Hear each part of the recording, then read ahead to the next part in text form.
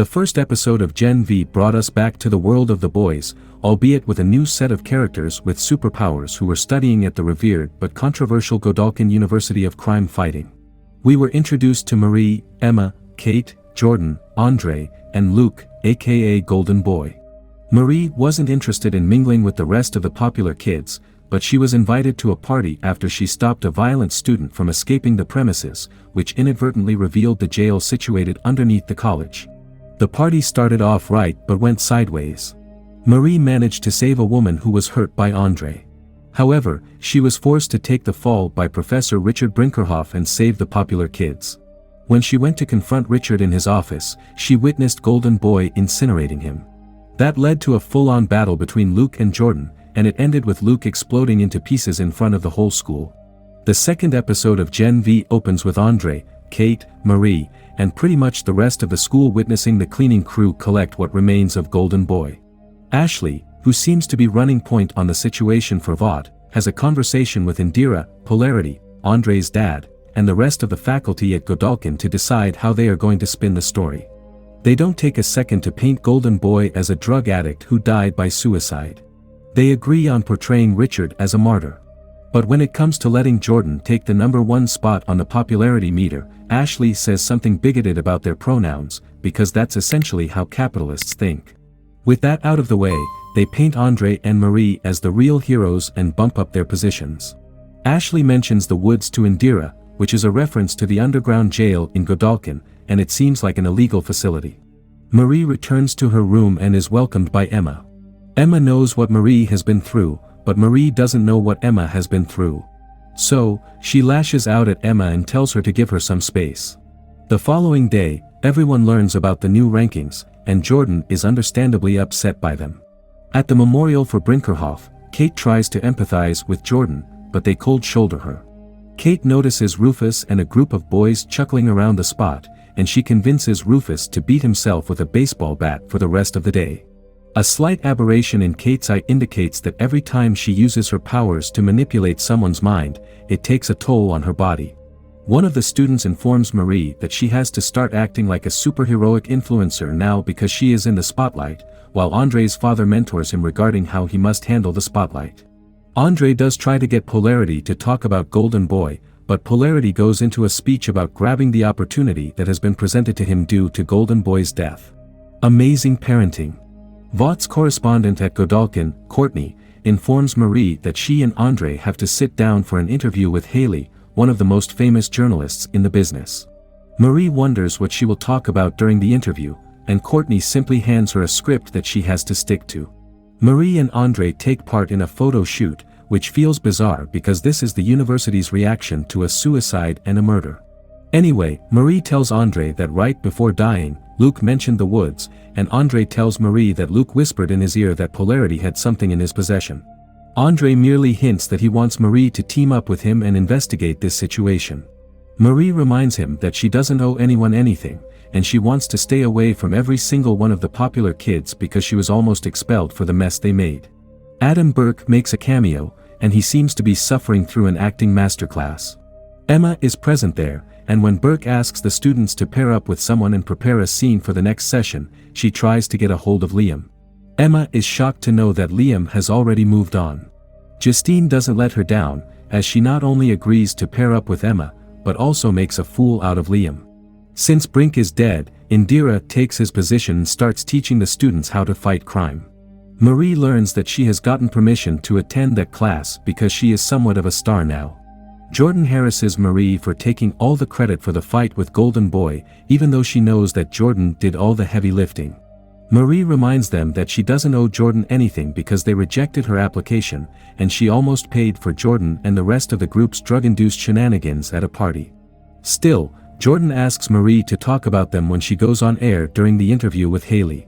Marie says that she has to stick to the script, but Jordan reminds her that if her words get recorded, they'll be aired in some shape or form, and that'll help Jordan climb through the ranks. We get brief clippings of Victoria Newman campaigning for the position of vice president, Homelander being tried for murder, and Luke's parents barricading themselves in their own home to avoid the press because Kate is surfing the internet for news. She wonders what forced Luke to do what he did, and Andre expresses his confusion about the incident too. But they decide to echo Luke's value system and get to the bottom of whatever is happening in Godalkin. Justine gets Emma to admit that she needs to purge to get small and eat food to get big. Marie sits for a meeting with Indira and reluctantly reveals that she wants to become a superhero so that she can become famous enough to be noticed by Annabeth, her sister, thereby allowing Marie to get in touch with her because she doesn't know about her whereabouts. Indira tells her that, if she ever wants to open up about her feelings again, her doors are always open for Marie. Indira takes a trip to the woods, where the kid who almost ran away is being held captive and experimented upon by Dr. Edison Cardosa. It turns out that Sam is apparently Luke's brother. He is very much alive. So, the question arises, why did Luke think that his brother was dead? Did he find out something about the woods and Sam? But why would that prompt Luke to kill himself? When Andre and Kate reach Luke's hostel room to get some answers, they see that it has been completely cleaned and bleached so that there's no trace or evidence of any kind. Emma learns that Justine has publicly spoken about her powers, which are activated when she pukes or eats, and she has painted it as an eating disorder. Since Emma doesn't want that kind of attention, she confronts Justine, who is exploiting another student by making her record something embarrassing. Andre figures out that Luke was pointing towards Polarity's statue when he said that his dad had it. When Andre makes a hole in Polarity's statue, he finds Luke's phone in there, which has a recording of him saying that Sam is in the woods and the school has been experimenting on both of them. He wants Andre to save Sam and expose this nefarious circle that is tearing apart the students from the inside. Andre remembers that he has to go for the interview, but he wants to stay with Kate and continue the investigation. Kate motivates him to focus on his career as a superhero and then worry about Luke and the woods later. Andre knows how Polarity is going to react if he doesn't show up for the interview. So, he hugs Kate and prepares to attend the interactive session. Marie goes through the script that she has to reiterate in front of Haley, but she mentally prepares herself to go off script and give Jordan the credit that they deserve. Polarity keeps buying time for Andre because he hasn't arrived yet. Where is Andre?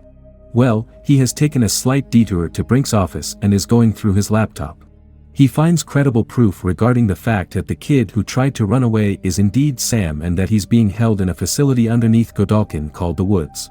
He takes a picture of it on his phone, and that's exactly when the security forces from the woods barge in to obtain any incriminating evidence. Andrew almost gets caught, but he manages to stay hidden until the coast is clear. Courtney realizes that Andre won't be able to make it to the interview. So, she turns it into a two-way affair between Marie and Haley. Even before the interaction starts, things go sideways as Haley ambushes Marie with the information that the news channel did get in touch with Annabeth, and she refuses to associate herself with Marie. She does it so that she can get a visceral reaction from Marie. However, Marie handles herself like a pro, and she even sticks to the script. That means she doesn't give Jordan the credit that they deserve. When Marie returns to her room, though, she crumbles because she isn't an opportunist in the strictest sense. She is a good person in a bad situation. She goes to Indira for support, and based on Indira's reaction, I think it's an indication that Indira knows she has Marie in her web. During episode 2 ending, we see Andre following the guards from the woods, accessing a secret door to get back into the facility. When a cleaner discovers them, they simply kill him. Andre is discovered by 2 guards. But Kate comes to his rescue as she manipulates them into pleasuring each other in a pretty sadistic way. However, the act of manipulating a lot of people's minds in a span of 12 hours causes Kate to suffer from convulsions. Andre is left with no other option but to hold on to her and wait for the fits to subside. Andre knows how to get into the woods. He knows that Sam is in there. Based on his love for Luke, we can assume that he'll try to conduct a rescue operation. However, he has to do it without getting detected, and it's quite difficult to go through a secret door in the walls, which can be opened with an electronic device, in an inconspicuous way. So, he has to come up with a plan before the people who are experimenting on Sam permanently damage him.